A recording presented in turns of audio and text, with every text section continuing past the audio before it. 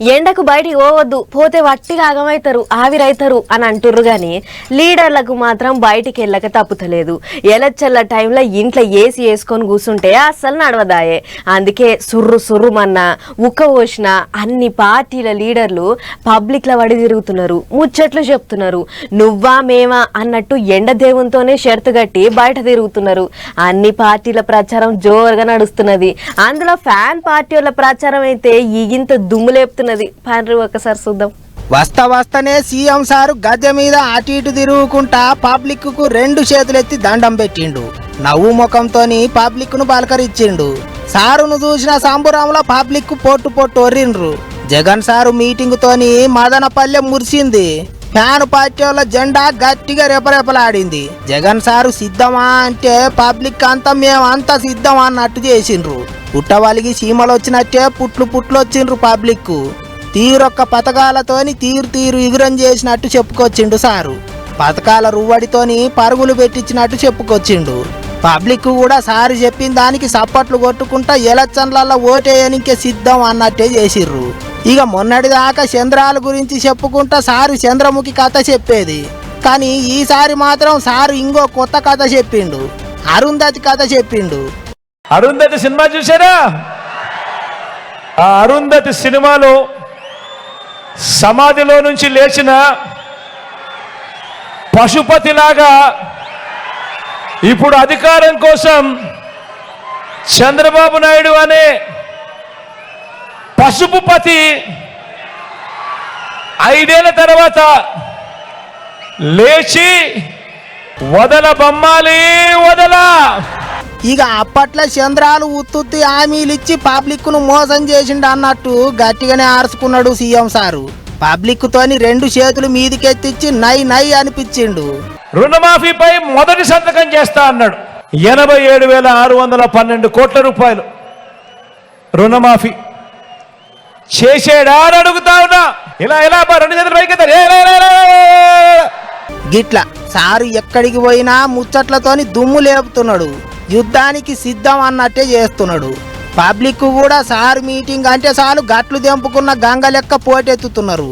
Bus యాత్రకు కూడా బండ్లు కట్టుకొని పోతున్నారు. ఓ దిక్కు సీఎం సారు మీటింగులు, ఇంకో దిక్కు లీడర్ల ముచ్చట్లు. చిన్నగా లేదు పోన్రి ఫ్యాన్ పార్టీ వాళ్ళ జోరు.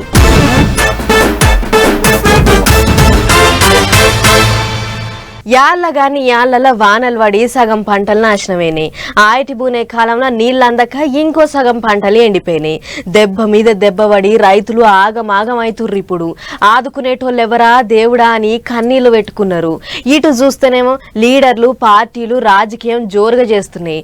రైతులను ఆదుకోవాలి, పైసలు ఇయ్యాలి అని ఎగస్ పార్టీ వాళ్ళు లొల్లికి దిగితే అంత మీరు చేయబట్టే అయ్యిందంటుర్రు సర్కారోళ్ళు. అదును చూసి పదును పెట్టాలి, సందు దొరికినప్పుడే 4 రాళ్ళు వేయాలి అన్నట్టే అవుతున్నది ఇప్పుడు రాజకీయం. రైతు కష్టాల మీద సర్కారోళ్లకు ఎగస్ పార్టీ వాళ్లకు పొట్టు లడాయి నడుస్తున్నది.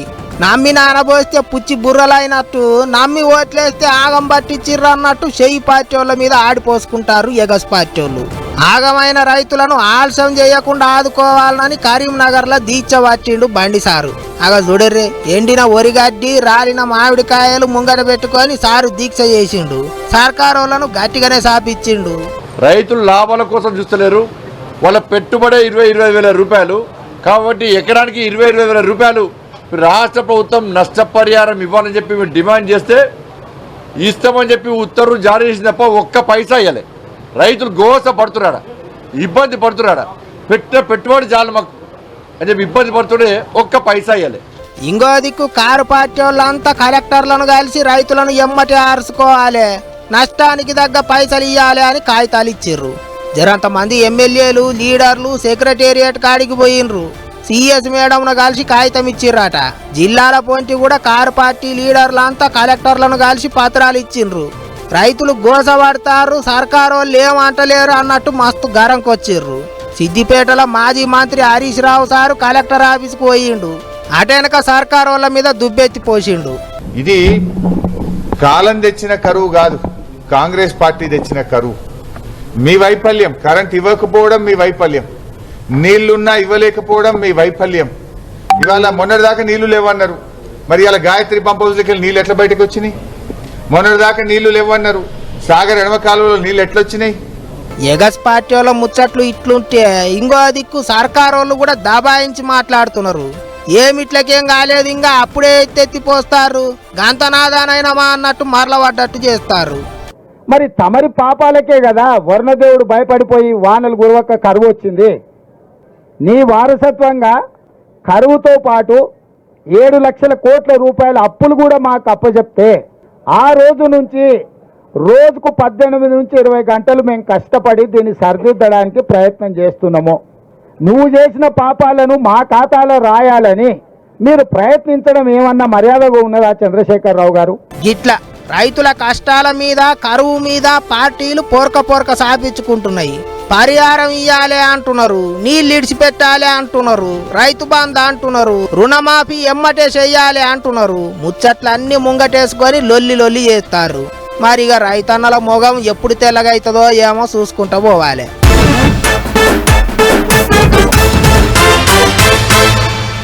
గీ నడమ మల్లన్న డీలా పడ్డాడు, డల్ అయ్యిండు అని అనుకున్నాం గాని హగ్గగ్గ చూడుర్రి జోరుగా ముచ్చట్లు చెప్తున్నాడు. మల్లన్నకు మళ్ళా ఊపొచ్చినట్టే ఉన్నది. తెలంగాణలో కారు పార్టీ అధికారంలోకి పోయి షెయి పార్టీ అధికారంలోకి వచ్చినాక మల్లన్న ఇక సల్లబడ్డాడు, డీలా పడ్డాడు, డల్ అయిండు అనుకున్నారు గాని అదేం లేదు. అదే జోరు, అదే ఊపు, అదే ముచ్చట. మైక్ అందుకుండా అంటే మందిలో ఊపు తెప్పిస్తున్నాడు మల్లన్న. ఆగో అయితేనే శానాళ్లకు మైక్ అందుకున్న మల్లన్న మల్లోపాలి ఉన్నా నేనున్నా అన్నట్టే జోరుగా ముచ్చట్లు చెప్పిండు పబ్లిక్ కు. ఎనులి ఓపాలి మల్లన్న మాటలు ఎట్టెట్టున్నాయో. అరే దమ్ము ధైర్యం అడ్డా ఉందంటే బీఆర్ఎస్ పార్టీ, అంటే కసి మీద ఉందంటే బీఆర్ఎస్ పార్టీ. ఏదో 5-6 పోతున్నారంటే ఏదో లొకలొకలొకలక అనుకుంటున్నారు. ఆ లొకలొకలేదు మీకు లేదు. అదే జోరు, అదే ఊపు, తగ్గేదేలే అన్నట్టు మైక్ అందుకొని పొట్టు ముచ్చట్లు చెప్పిండు. అంతేకాదు ఇంకేమన్నాడో ఈనూలి. మేడ్చల్ అడ్డా అంటే బీఆర్ఎస్ అడ్డా, మల్లన్న అడ్డా. ఇగో ఇట్ట మల్లన్న తుమ్మిత తుఫాను మాట్లాడితే వైరల్ అవుతుంది అనుకునేటోళ్ళు ఉండే కదా ఇంతకు మునుపు. ఇక ఇప్పుడు సుత అయితేనే నేనేం దక్కలేదు, నా జోరేం దక్కలేదు అన్నట్టే మాట్లాడుకొచ్చిండు మల్లన్న. ఆయన లోపలున్న జోరేందో చూపెట్టిండు. ఇగిట మల్లన్న మాట్లాడిన మాటలకు మాజీ మంత్రి కేటీఆర్ సార్ సుత మస్తు ఖుషి అయిండు. మల్లారెడ్డి గారు మాట్లాడిన తర్వాత మాట్లాడాలంటే ఇబ్బంది. ఎందుకంటే మల్లన్న మాట్లాడిన తర్వాత, ఎందుకంటే మీ మేడ్చల్ అంటేనే మాస్, అలా మల్లన్న మరీ మాస్. ఇక మల్లన్నకు తోడైంది కేతక్క. ఇక కేతక్క కూడా ఇంకో దిక్కు, ఆమె కూడా మైక్ పట్టుకుంటే ఇటువంటి పరిస్థితి వచ్చింది. ఆమె మాట్లాడుతుంటే కూడా ఇనబుద్ధి అవుతున్నది. కాబట్టి వీళ్ళిద్దరు మాట్లాడినాక మాట్లాడాలంటే ఎట్లుంటుంది అంటే యాటకూర తిన్నాక తోటకూర తిన్నట్టుంటుంది, తప్ప ఇంకోటి ఏం లేదు. అది ఇన్నది కదా. మల్లన్న మాట్లాడినాక మైకుల ముంగట మాట్లాడితే యాటకూర తిన్నాక తోటకూర రుచి చూసినట్టే ఉంటది అన్నట్టే మాట్లాడుకొచ్చిండు మాజీ మంత్రి కేటీఆర్ సారు. అంటే మల్లన్న మాటలు యాటకూర తిన్నంత రుచిగా ఉంటాయి అంటుండన్నట్టు. అంతేకాదు మల్లన్న సిగ్నేచర్ డైలాగ్ ను కేటీఆర్ సారు మల్లోపాలి మైకుల ముంగట చెప్పిండు. అది కూడా ఇనులి. ఆయన డైలాగులు చిన్న పిల్లలు కొడుతుంటారు, నేను చూస్తా ఉంటాను. కష్టపడ్డా పాలమ్మిన అంతే కదన్నా. ఇవన్నీ చెప్పి మొత్తం రాష్ట్రంలో ఉండే యువకులందరూ మనసు కూడా గెలుచుకున్నాడు మల్లన్న. ఇగో ఇట్ట మేడ్చల్ల కార్యకర్తలతో పెట్టిన మీటింగ్ లో మల్లన్న మాట్లాడిన మాటలకు ఫిదా అయిన కేటీఆర్ సారు మల్లన్న డైలాగ్ ను చెప్పిండు. ఏదైతే గాని మల్లన్న అంటే మల్లన్నే పోండ్రి, ఏడికి పోయినా ఏడ మీటింగ్ పెట్టినా మల్లన్న జోరు జోష్ అయితే అస్సలు తగ్గుతలేదు.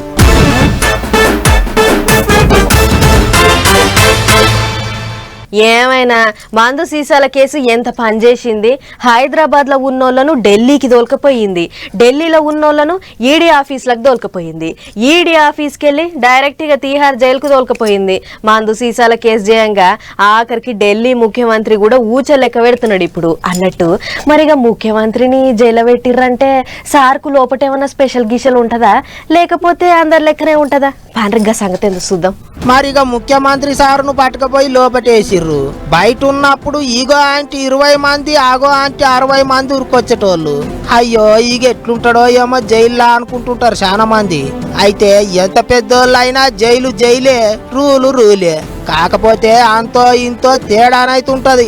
ఇక అట్లనే తీహార్ జైలులో ఢిల్లీ సీఎం కేజ్రీవాల్ కు 2వ నెంబర్ రూమ్ ఇచ్చిర్రాట. లోపట్నే ఒంటికి రెంటికి పోయే సవలత్ ఉన్నదాట.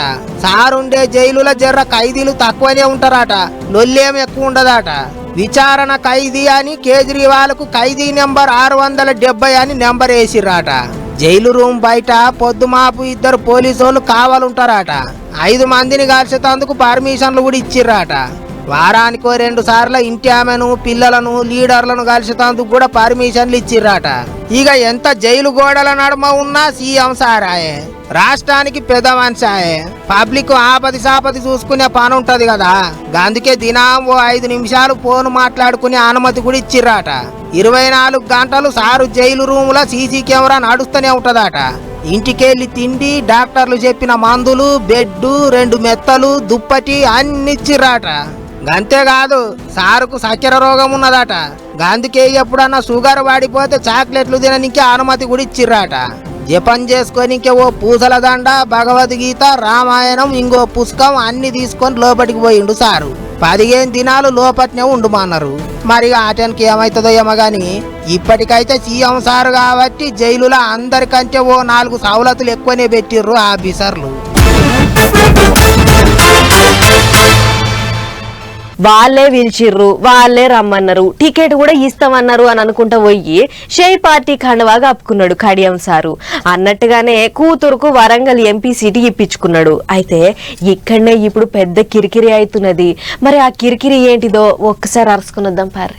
మందకృష్ణ గారు నా మీద వ్యక్తిగత విమర్శలు చేస్తున్నాడు. దాని గురించి నేను పెద్దగా పట్టించుకోను. ఇక అంటనే ఉంటారు అవన్నీ పట్టించుకోను అని కడియం సార్ అంటున్నాడు గాని అటు మందకృష్ణ అన్న మాత్రం మస్తు గట్టిగా పట్టించుకుంటాండు. కాంగ్రెస్ పార్టీ పొన్నా లక్ష్మణ్ ఉప ముఖ్యమంత్రి చేయలే, కానీ కడియం సార్ని బీఆర్ఎస్ ఉప ముఖ్యమంత్రి కూడా చేసింది. మరి ఆ వయసులో పార్టీ మారడం సిగ్గులేని పని అని పొన్నా లక్ష్మణ్ అన్నప్పుడు, ఈ వయసులో కడియం సారి పార్టీ మారుతున్నప్పుడు ఆయన కూడా సిగ్గులేదు కదా. ఆ సిగ్గులేను నువ్వెట్లా తీసుకున్నావు? ఆ ఏళ్ళ లక్ష్మయ్య సారు పార్టీ మారితే అట్లా అన్నారు, మరి ఇప్పుడు కడియం సారు కూడా గట్లనేనా అన్నట్టు మాట్లాడిండు కృష్ణ అన్న. ఈ ముచ్చట్లకు కడియం సారు ఏమన్నాడో చూడర్రే. 30 సంవత్సరాలుగా దండోర ఉద్యమంతో నేను ఉన్నాను. నేను లేకుండా దండోర ఉద్యమం లేదు, నేను లేకుండా మందకృష్ణ లేడు. 30 ఏండ్లు కలిసి తిరిగినాం, నేను లేకపోతే మందకృష్ణ లేడు అన్నట్టు మాట్లాడిండు కడియం సారు. మరిగా దీనికి కృష్ణాన్ని ఏమన్నాడు అంటే, మేము కూడా అతను మాదిగా అని అనుకున్నాం, కానీ అతని నిజ స్వరూపం ఏంటంటే ఆయన ఉద్యమానికి సహకరించింది తక్కువ, ఉద్యమానికి ద్రోహం చేసింది 100 రెట్లు ఎక్కువ. ఇచ్చిన దానికంటే గిచ్చిందే ఎక్కువ ఉన్నది అన్నట్టు మాట్లాడిండు కృష్ణ అన్న. మరిగా కడియం సారు ముచ్చట చూడర్రే. అందరి అవకాశాలను నేను దెబ్బతీశానని మాట్లాడుతున్నాడు ప్రతిసారి. నేను ఎవరి అవకాశాలను దెబ్బతీయలేదు, ఎవ్వలను దెబ్బతీయలేదు, ఎవ్వలను తొక్కలేదు అన్నట్టు మాట్లాడుతున్నాడు కడియం సారు. కానీ లేదు లేదు తొక్కుతున్నాడు అంటున్నాడు కృష్ణ అన్న. ఆయనకు అవకాశం ఉన్నప్పుడు ఇంకో అవకాశం కోరుకోవడం తప్పు కదా. ఆయనకు రాజకీయ అవకాశాలన్నీ ఆయన కాళ్ళకాడికి వచ్చినట్టుగా మాట్లాడుతున్నాడు. ఆయన కుట్రదారుడు, ఆయన విలువలేని వ్యక్తి, ఆయన కుట్రదారుని తేలిపోయింది. ఈ ముచ్చటకు కడియం సార్ ఏమన్నాడో చూడర్రే. అన్నిటికంటే మించి నేను అవకాశవాదిని కాదు, అవకాశాల కొరకు పరిగెత్తలేదు. ఒక్క మాటలో చెప్పాలంటే అవకాశాలు నన్ను వెతుక్కుంటా వచ్చాయి. సారు తొలత శాంతికి ఇదే చెప్తాండు, నేను పోలేదు వాళ్ళే వచ్చి పిలిచిండ్రు అని. ఇక దీని మీద కృష్ణన్న ముచ్చట ఎట్లున్నదా అంటే, డిప్యూటీ సీఎం రాజన్న ఉన్న సమయంలోనే వరంగల్ ఎంపీగా కడియం సార్ కూడా ఉన్నాడు. అంటే ఆయనకు అప్పటికి 10 ఉన్నది. వరంగల్ ఎంపీగా కడియం సార్ 10 ఉన్నది. ఎంపీగా ఉన్న అతనే మళ్ళీ డిప్యూటీ సీఎం మీద కన్నేసి రాజన్నను బర్తరఫ్ చేసే విధంగా కుట్ర చేసి ఆయన బర్తరఫ్ అయిన వెంటనే అదే డిప్యూటీ సీఎం లాక్కున్నది కడియం సార్. ఇక గిట్లా నడుస్తున్నది ఇద్దరి నడుమ పంచాది. ఎమ్మెల్యే అయినవు కదా, ఇంకో పదవి ఎందుకు, మాదిగ బిడ్డలకి ఇయ్యొచ్చు కదా అంటున్నాడు మందకృష్ణ అన్న. నేను గుంజుకోలేదు వాళ్ళే ఇచ్చిర్రు అంటున్నాడు కడియం సారు. మరిగా రేపు ఎలక్షన్లలో ఏమవుతుందో చూడాలి.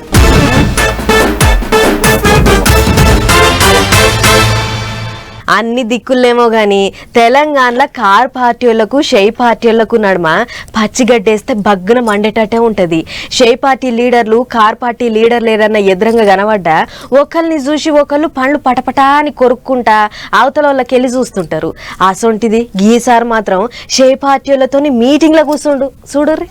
ఉంటే ఉన్నోడు కాదు, పోతే పోయినోడు కాదు, ఉంటే ఉంటా అన్నోడు కాదు, పోతే పోతా అన్నోడు కాదు. ఇంట్లో ఉంటా అండ్ల ఉంటా అన్నట్టే 2 పడవల మీద కాదు 2 పార్టీల మీద కాళ్ళు పెట్టి రాజకీయం చేస్తున్నాడు భద్రాచలం ఎమ్మెల్యే తెల్లం వెంకట్రావు. మైబాదు పార్లమెంటు నియోజకవర్గంలో షై పార్టీ తరపుకేంచి పోటీ చేసేందుకు బలరాం నాయక్ టికెట్ వచ్చిన ముచ్చట అందరికి ఎదుర్కొన్నదే కదా. అట్టా బలరాం అన్నను ఎట్టెట్ట గెలిపియాలా ఏంది కథ అనేటిదంతా మాట్లాడుకునేందుకు షై పార్టీ వాళ్ళు ఇల్లందులో మీటింగ్ పెట్టుకుంటే గా మీటింగ్ కు పోయిండు car party MLA Venkatrao sir. సభ్యుల యొక్క రాజకీయాలు రేపు వచ్చే స్థానిక సంస్థల్లో అదేవిధంగా డిసిసిబి ఎన్నికలు ఉంటాయి, మున్సిపల్ ఎన్నికలు ఉంటాయి, అన్ని ఎన్నికలు ఉంటాయి. ఆగో సుశీల చుట్టూ చేయి పార్టీ వాళ్ళు నడిమిట్ల కారు పార్టీ ఎమ్మెల్యే మంచిగా ఉన్నది కదా సుశేతందుకు అంత మంచిగానే ఉన్నది కానీ మరి కారు దిగి చేయి పార్టీల షరీక్ అవుతారా సారు అని అడిగితే అది విన్నరా మీరెట్ట అనుకుంటే అయితేనే అని మాట దాటేసిండు ఎమ్మెల్యే సారు. అంతేకాదు మైబాదుల బలరాం నాయక్ సార్ని గెలిపించేందుకు షెయి పార్టీ వాళ్ళతోని కలిసి పని చేస్తాననుకొచ్చిండు. అది కూడా నువ్వు చెప్పాలి. బీఆర్ఎస్ పార్టీ నెగ్గిన వాస్తవమే. నియోజకవర్గ అభివృద్ధి కొరకు గవర్నమెంట్ ఉంది కాబట్టి గవర్నమెంట్ ద్వారా నేను ఈ రోజు అనుబంధంగా వెళ్తున్నాను. ఇగో ఇట్ట ఇండ్లున్నోడు కాదు పురాగాండ్లకు పోయినోడు కాదు కారు పార్టీలు వండుకుంటూనే షెయి పార్టీ వాళ్ళతో సోపతి చేస్తున్నాడు. 2 పడవల మీద 2 కాళ్ళేసి నడుస్తున్నాడు ఎమ్మెల్యే. ఇన్నొద్దులు సాటుకు తిరిగిండు గాని ఇప్పుడు ఇక బహిరంగం అయ్యేటాళ్లకు అయిపోయింది. ఇక రేపో మాపో ఇంకో ఎమ్మెల్యే కూడా కారు దిగి షెయి పార్టీల షరీక్ అవుతాడు అనుకుంటున్నటకి ముచ్చట తెలిసిన పబ్లిక్ చూడాలే. ఇక రేపు ఇంకేం చేస్తాడు ఏంది అనేటిదిగా.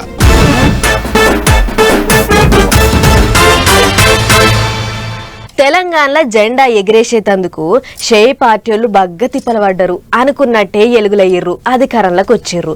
అగో అట్లనే ఇప్పుడు పార్లమెంట్ ఓట్ల మీద నజరేసిర్రు తెలంగాణలో షెయి పార్టీ లీడర్లు. పొద్దుగాల లేచిన కాడ నుంచి పబ్లిక్లో తిరుగుకుంటా ఓటర్లని మలుపుకునేటి ఇగ్రం చేస్తుర్రు.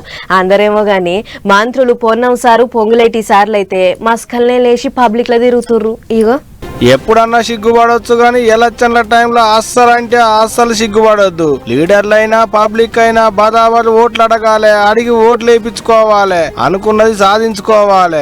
అట్ట పబ్లిక్ ఏమో గాని లీడర్లు అయితే అస్సలు సిగ్గుపడవద్దు అన్నట్టే ఊర్ల మీద పడి ఓట్లు అడుక్కునేందుకు తిరుగుతున్నారు. అన్ని దుక్కులేమో గాని తెలంగాణలో ఉన్న షెయి పార్టీ లీడర్లు ఈగింత జోరు మీద తిరుగుతున్నారు పబ్లిక్ లా. అందుట్లో మంత్రి పొన్నం సార్ రోజుకు జూపల్లి సార్ ఇంకో రోజుకు పొద్దుగాలనే పబ్లిక్ లో తిరిగే ఈగిరం చేస్తున్నారు. అట్ట పొన్నం ప్రభాకర్ సార్ అయితే పొద్దుగాల మస్కలనే లేచి ఓళ్ళు తీసుకుంటా సిద్దిపేట జిల్లాలున్న హుస్నాబాద్ లో తిరిగిండు. పోయిన కాడల్లా పబ్లిక్ ను మందలిచ్చిండు. కూరగాయల దుకుణం మటన్ దుకుణాల కాడికి పోయి అందరిని వలకలిచ్చిండు. అటంక అట్ట ఒక ఇంటికి పోయిన కాడ ఇంటి షాయి ఇస్తే అందరిని వలకలిచ్చుకుంటా ఓ కప్పు షాయి చప్పరిచ్చిండు. అంతేకాదు లాంగపొంగ బడికి పోయేటి పొల్లగాళ్లను బండ్ల మీద పోయేటోళ్లను అందరిని మందలిచ్చుకుంటా తిరిగిండు. మరికి తమ్ముడు మంత్రి సార్కి ఇంత మంచిగా నచ్చినట్టున్నాడు కదా, భుజం మీద చేసి సారేమటే తిప్పుకుంటున్నాడు.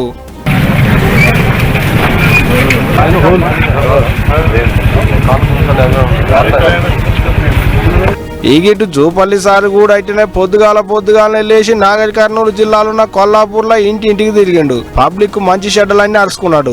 ఇగో ఇట్టా ఓకెల్లా మంత్రి పొన్నం ప్రభాకర్ సారు ఇంకోకెల్లా మంత్రి జూపల్లి సార్లు ఎవరి జాగల్లా వాళ్ళు పొద్దుగాల లేచి నడుచుకుంటా పబ్లిక్ కడికి పోయిర్రు. పబ్లిక్ ను కలిసి ఆపతి సాపతి అంతా అడిగి తెలుసుకున్నారు. పార్లమెంటు ఓట్లు దగ్గర పడుతున్నాయని అక్కడక్కడ లీడర్లు బస్సు యాత్రలు అనుకుంటా మీటింగులు పెట్టుకుంటా ప్రచారాలు చేస్తుంటే ఇక్కడ తెలంగాణలో మాత్రం లీడర్లు నడక యాత్రలు చేసుకుంటా ఇంటింటికి పోయి ఓట్లు అడుక్కుంటున్నారు. ఒక్కో లీడరు ఒక్కో తీరుగా ప్రచారం చేస్తున్నాడు. వాళ్ళు గెలవాలే పార్టీలను గెలిపియాలన్నట్టే గట్టిగానే తిప్పల పడుతున్నారు లీడర్లు. చూడాలి మరి లీడర్లు పడుతున్న తిప్పలకు ఎన్ని ఓట్లు పడతాయి ఏంది అనేదిగా రేపు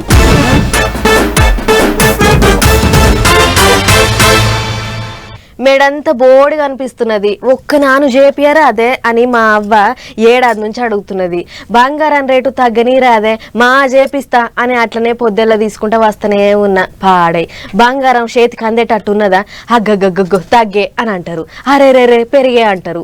ఎక్కుడే గాని దిగుడు లేదు. వాళ్ళ మెడల వీళ్ళ మెడల చూసి మురువాల్సి వస్తున్నది గాని అగ్గో మళ్ళా పెరిగిందట గోల్డ్ రేటు. ఇక కొన్నట్టే పో. ఎన్నున్నా ఆకాశంలకు బంగారం అంటేనే మస్తు పాయరం. అందుకే అన్నారు పెద్దోళ్ళు, ఎంత అందం ఉన్నా ముత్తమంత బంగారము మూరెడన్ని పూలు లేకపోతే ఎందుకమ్మా అని. అయితే పూలైతే కొని పెట్టుకునేటట్టు ఉన్నాయి గాని బంగారమే ముట్టుకుందామంటే ఉట్టికెక్కుతున్నది. మాసం బంగారం కొనుక్కోవాలన్నా మస్తుగా పైసలు కావాల్సి వస్తున్నది. ఇక ఇయ్యాల కాకపోతే రేపన్నా రేటు తక్కువ కాదా కొనుక్కోమా అని అనుకుంటే బంగారం ధరలు రికాం లేకుండానే పెరుగుతున్నాయి. మొన్నటి దాకా 68,000 69,000కు తులం బంగారం అంటేనే అబ్బర కొడుకో అని అనుకున్నాం. ఇప్పుడు ఒకటేసారి 70,000 దాటింది బంగారం రేటు. మన రూపాలతో పోలిస్తే డాలర్ విలువ బగ్గ పెరిగిందట. అందుకే బంగారం రేట్లు పెరిగినాయని అంటుర్రు. పోను పోను ఇంకెంత పెరుగుతాయో కూడా ఎవ్వళ్లకు తెలియకుంటున్నదట. 20 ఏళ్ల కింద తులం బంగారం 5,800 ఉండే, అసొంటిది ఇప్పుడు 70,000కు చేరింది. పోయిన ఏడాది నుంచి ఇప్పటిదాకా 9,000 పెరిగిందట. రేట్లు పెరిగేటాళ్లకు తులం బంగారం కొందామని షాప్లకు పోయేటోళ్లు అర్ధ తులమే కొనుక్కొని పోతుర్రట. అమ్ముడు కొనుడు తక్కువైందట. అసలే పెళ్లిళ్ల కాలం, అవ్వోటి ఇవ్వోటి శుభకార్యాలు అయితేనే ఉంటాయి. బంగారం కొనకపోతే పని కాదు. గిసొంటి టైంలో గింతగనం రేటు పెరిగినాయేంద్ర భగవంతుడా అని అనుకుంటుర్రట పబ్లిక్. ఏమైతే గాని సొమ్ముల మీద పారం ఉండే అక్కచెల్లెళ్లకు బంగారం రేటు చేపట్టి మస్తు రంది చుట్టుకుంటున్నది ఇప్పుడు.